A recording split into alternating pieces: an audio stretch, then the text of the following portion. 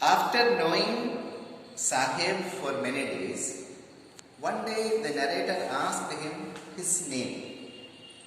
He said that his name was Sahib-e-Alam. Now what does Sahib-e-Alam mean? Sahib-e-Alam literally means Lord of the universe.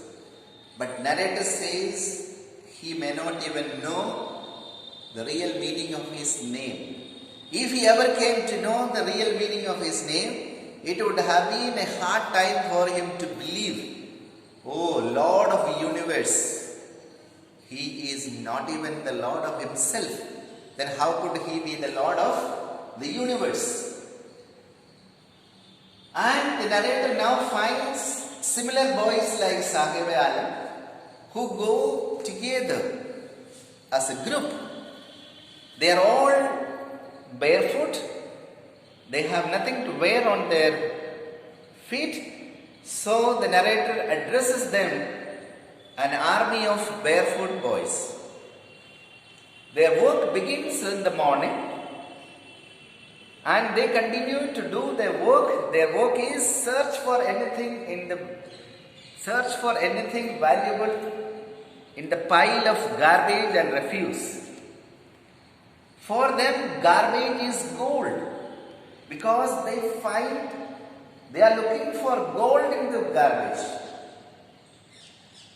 And they collect anything valuable from the garbage and they take back to some shops and sell. That is how they lead their life.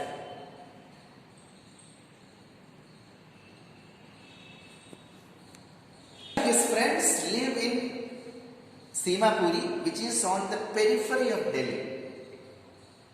And her friendship with the boy and his friends forces her to go to their living place to personally see how and the conditions in which they live. She goes to Simapuri, which is on the periphery of Delhi, but it is miles away from Delhi. How is that?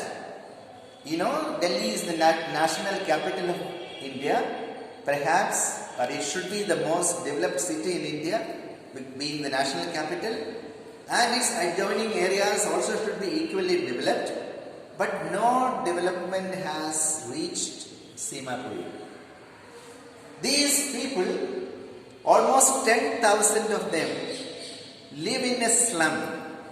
They live in houses made of mud and their houses are kacha houses with thatched roofs, tarpaulin and plastic sheets covered. The walls are wobbly and shaky and they live there. And there is no facility of drainage, drinking water. Animals and humans live together there and they live in a very, very miserable, unhygienic conditions. Narrator finds a few ladies there and she asks the reason why they all left, and they all repeat the same reason, that their work went in vain when they were in Bangladesh and now they are happy to settle in India. Because at the end of the day, they can go to bed with something in the stomach, not with an aching stomach. And the families live together there. The children are born and they grow there. And for the children, they develop, they earn a work, they earn a living. And living in Simapuri means collecting garbage. It is the means of survival. But sometimes Sahib and his friends find notes like 10 rupee notes in the garbage. When they find one, they are encouraged to look for more. For them, this garbage is covered in wonder because they never know how this 10 rupee note and all comes to this garbage. It is by mistakes. People must have thrown, or it must have fallen by mistake into the waste box, or anyway but sometimes they find. So when they find one, they are encouraged to look for more. So they keep on searching for more, and they sometimes find and sometimes fail to find. And one day the narrator asked these boys why they don't wear anything on their feet.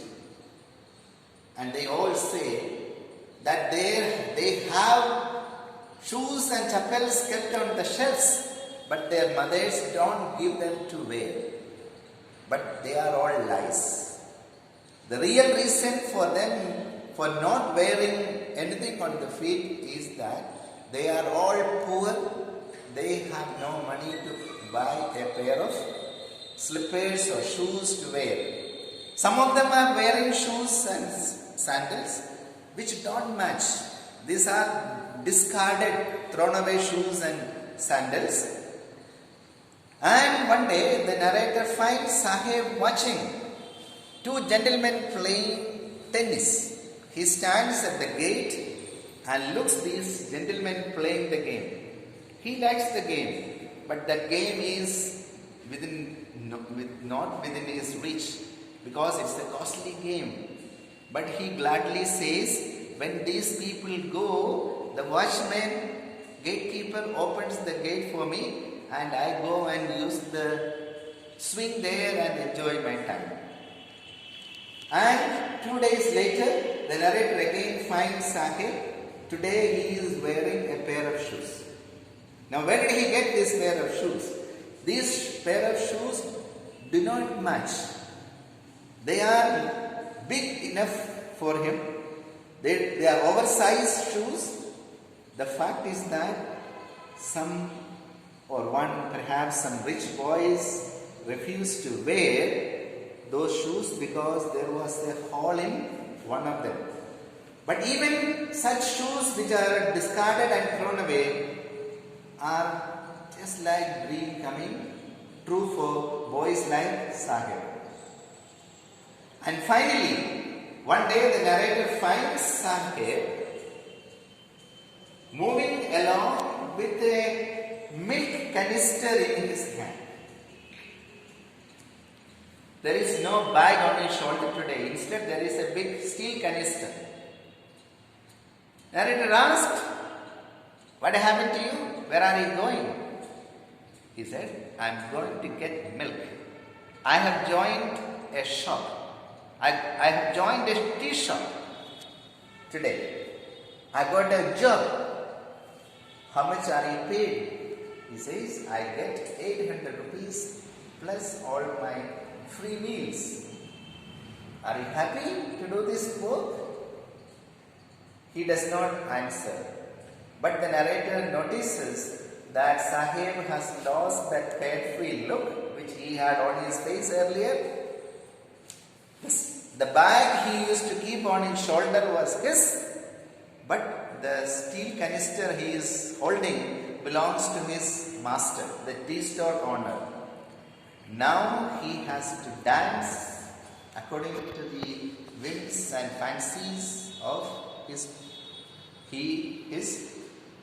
new master. He is no longer his own master.